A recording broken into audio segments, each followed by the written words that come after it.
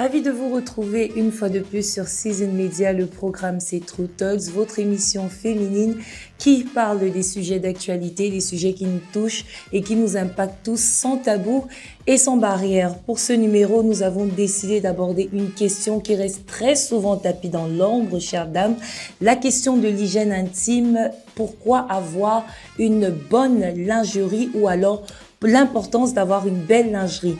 Alors, pour parler de ça, qui d'autre que Marie-Christine Molu, entrepreneur et PDG de Candy Lingerie. Bonsoir Marie-Christine. Bonsoir Eva. Merci d'avoir accepté notre invitation. Mais merci, c'est toujours un plaisir de répondre à vos invitations. Merci beaucoup.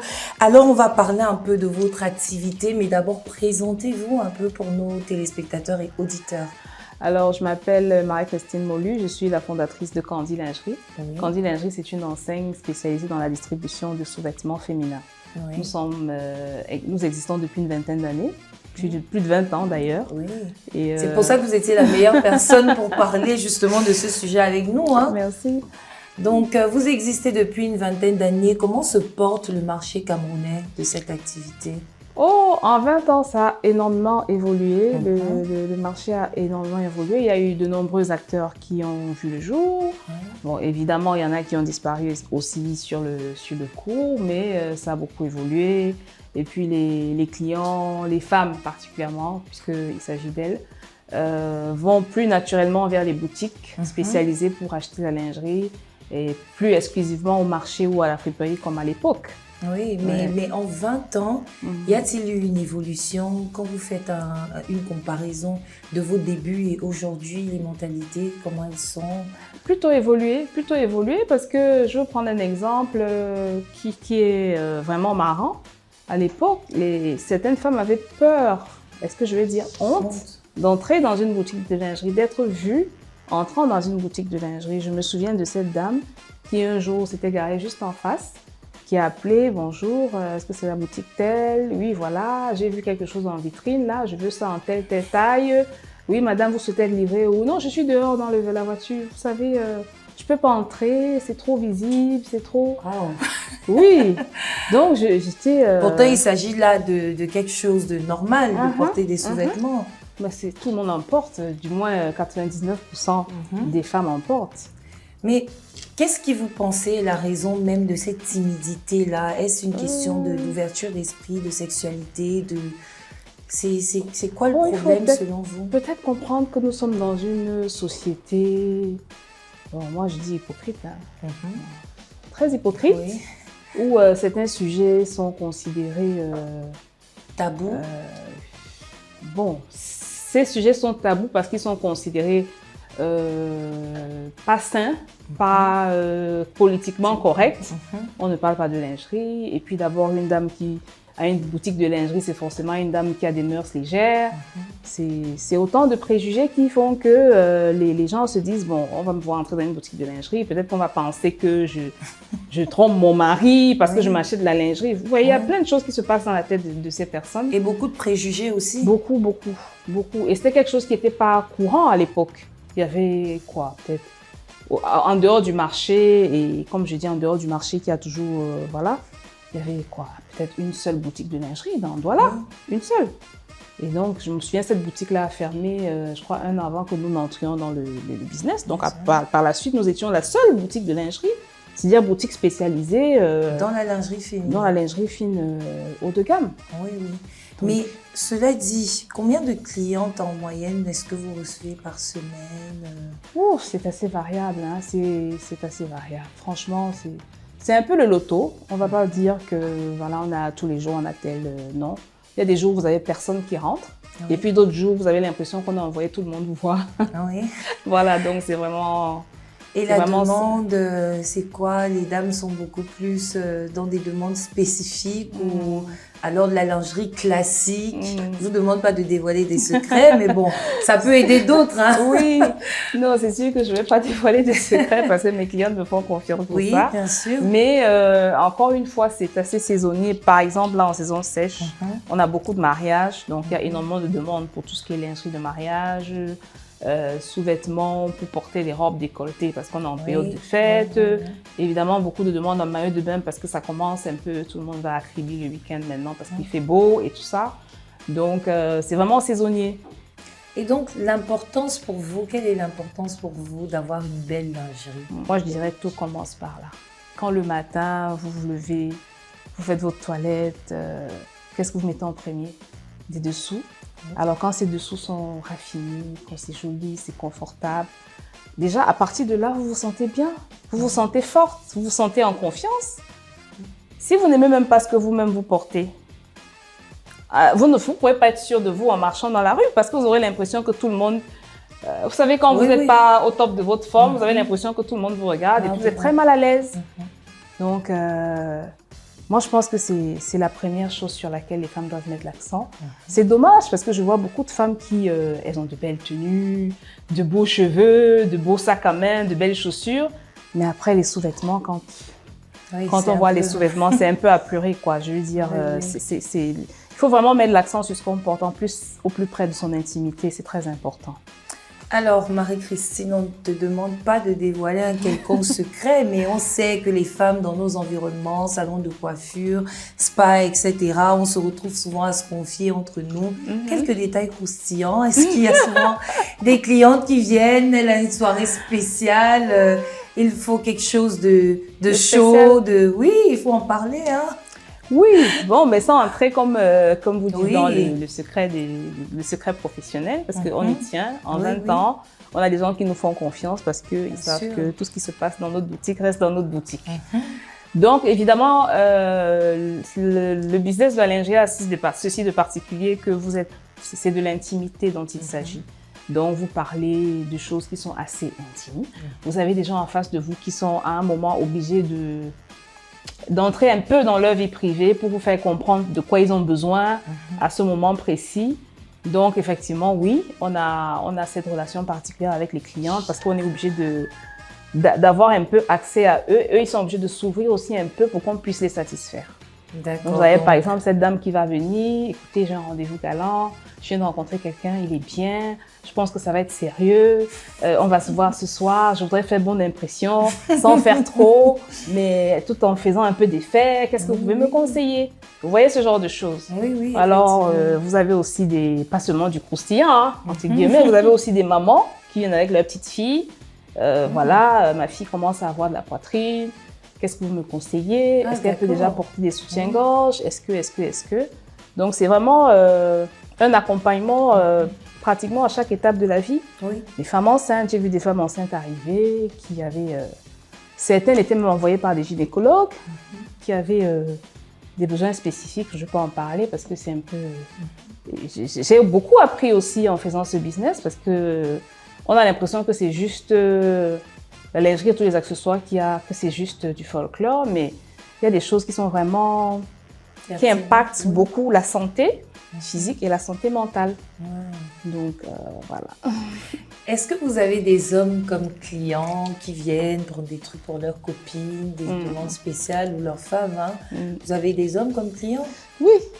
Alors, au début, encore une fois, quand nous avons commencé à 20 ans, chez Candy Lingerie, les hommes qui entraient, c'était des expats, des étrangers qui venaient voilà, ils étaient à l'aise parce que dans leur culture, c'est quelque chose que, enfin, chez eux, ça date depuis longtemps, donc c'est naturel, c'est comme aller acheter son pain.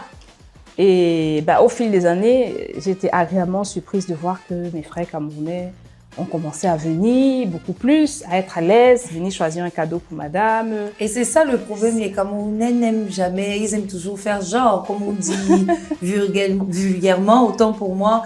Ils aiment bien faire non, ça relève pas des hommes d'acheter des trucs comme ça. Une femme elle-même doit pourtant, ça fait plaisir que ton petit ami t'offre un petit string, un petit soutien, un bel ensemble. Oui. Et de plus en plus d'hommes camerounais que je pensais un peu coincés et rétro. Non, de plus en plus, ils viennent pour chercher un cadeau, parfois pour une occasion spéciale, parfois juste pour faire plaisir. Et il y en a qui viennent en couple, qui viennent avec leur femme, chérie, choisis quelque chose, qu'est-ce qui te fait plaisir, etc.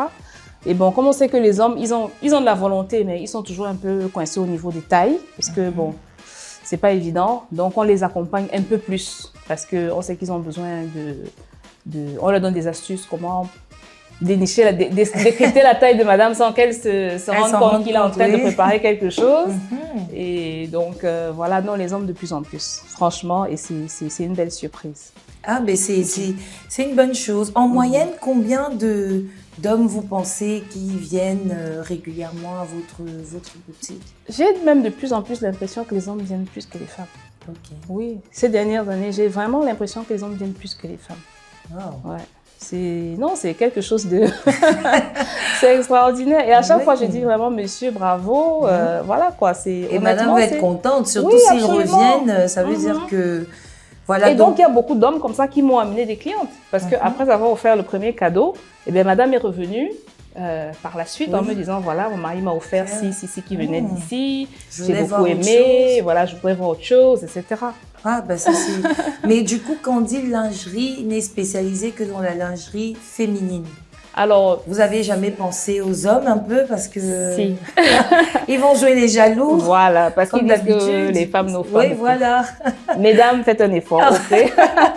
Parce que les femmes viennent acheter pour elles-mêmes, mais les hommes viennent acheter pour les femmes. Pour les femmes, effectivement. Voilà. Nous, on a un rayon homme, mais notre cible, c'est les femmes. Mais on a quand même un rayon homme de temps en temps. Des sous-vêtements pour hommes, mais c'est vraiment notre cible principale, c'est la femme. C'est d'abord les femmes.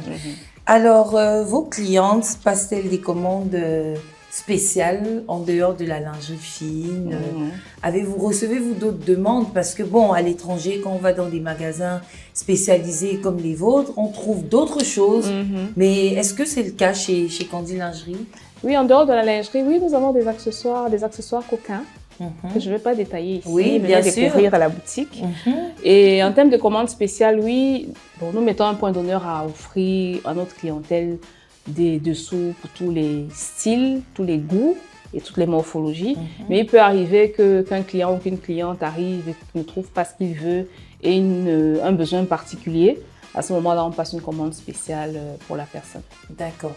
Est-ce que pour avoir une belle lingerie, il faut forcément qu'elle soit chère? Parce que je sais que certains vont dire que voilà, on peut pas tout aller par exemple chez Candy Lingerie ou quelqu'un d'autre. C'est pour ça que bon, on se contente de ce qu'il y a au marché, qui n'est pas forcément sain même pour leur hygiène. Est-ce que pour avoir une belle lingerie, il faut forcément avoir une lingerie chère? On va pas se mentir. C'est comme les voitures. Ouais. Vous voulez une Bentley, vous payez le prix. Oui. Vous voulez une Yaris, et un peu moins. Donc, c'est pratiquement pareil parce que la lingerie, déjà par la façon dont elle est fabriquée, les pièces de lingerie sont pratiquement conçues à la main et les matières sont très fragiles, très délicates. Donc, cher, la dentelle, la vraie dentelle coûte très très cher. La soie, alors, n'en parlons pas. Donc, la belle lingerie coûte cher, Eva. Ça coûte cher. Mais heureusement, les marques qui sont spécialisés dans les grands producteurs, des grands fabricants de lingerie ont compris que tout le monde ne peut pas s'offrir un ensemble à 300 €, 500 €, 1000 €, parce que ça existe. Oui. Donc, ils ont des marques intermédiaires qui sont pas de mauvaise qualité, mais qui sont de qualité intermédiaire. Un peu plus bas de gamme. Voilà. Peut-être pas bas de gamme, mais je vais dire moyen. Ok.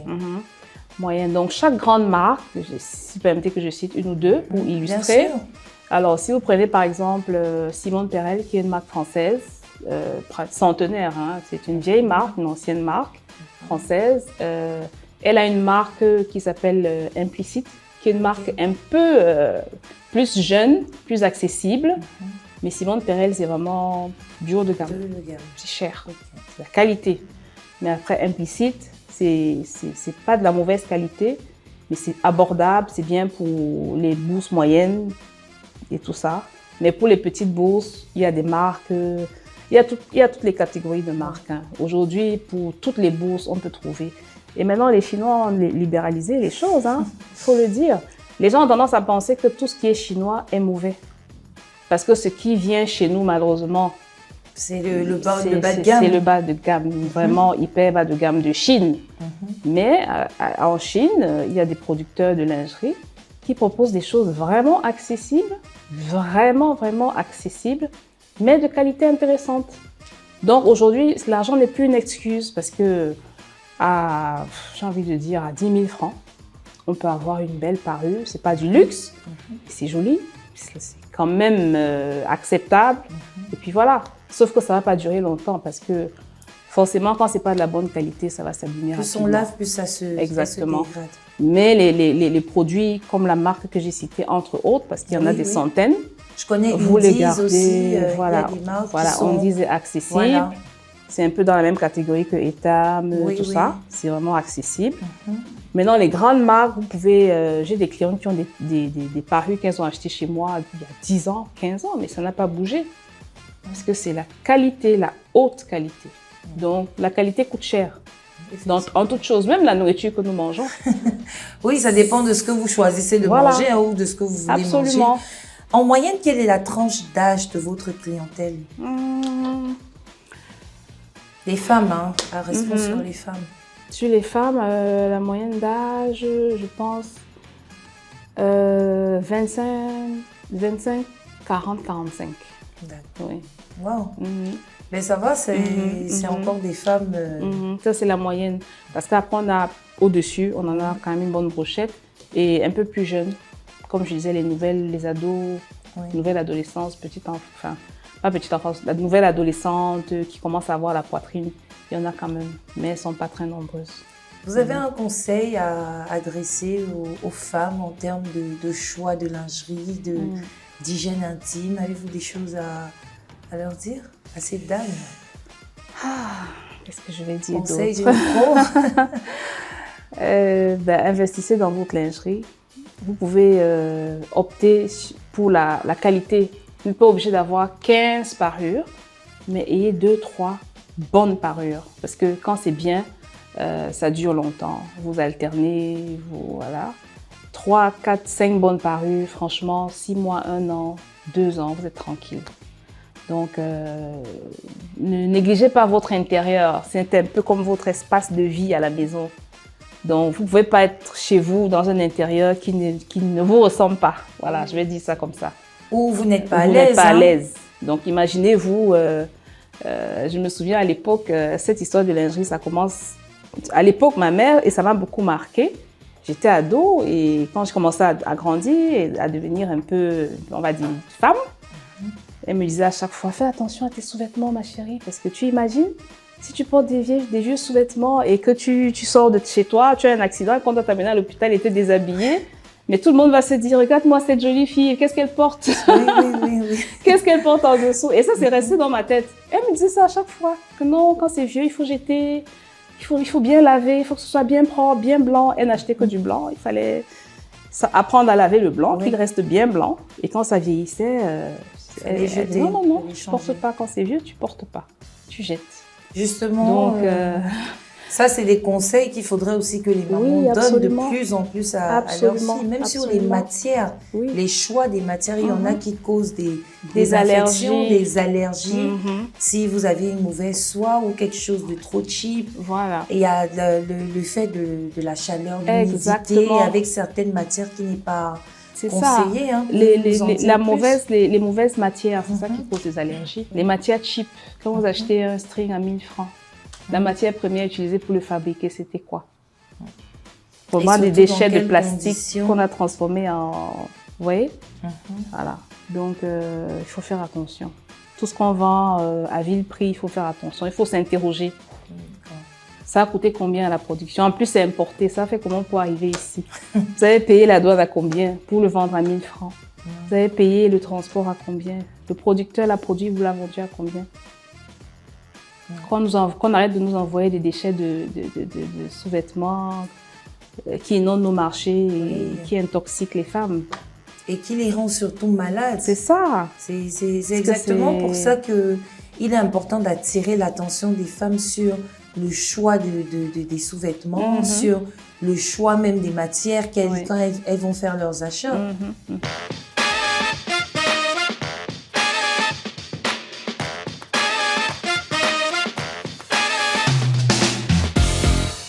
Mais qui est-ce que vous pensez même qui est responsable de sensibiliser? Est-ce qu'il y a souvent des campagnes dans ce sens pour la jeune fille, entretenir son hygiène, comment se prendre soin d'elle intérieurement, comme vous disiez tantôt, parce que ça rassure beaucoup, ça vous donne beaucoup d'assurance, beaucoup de... Qui a ce rôle ici? Ici, au Cameroun,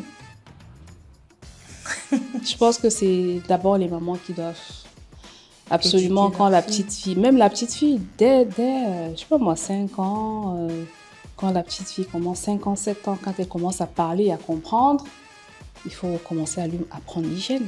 Quand elle prend son bain, il faut lui expliquer qu'il faut être propre, il faut bien se laver avec de l'eau, éviter le savon sur certaines parties du corps parce que le savon contient des produits chimiques, c'est pas bien pour les parties intimes.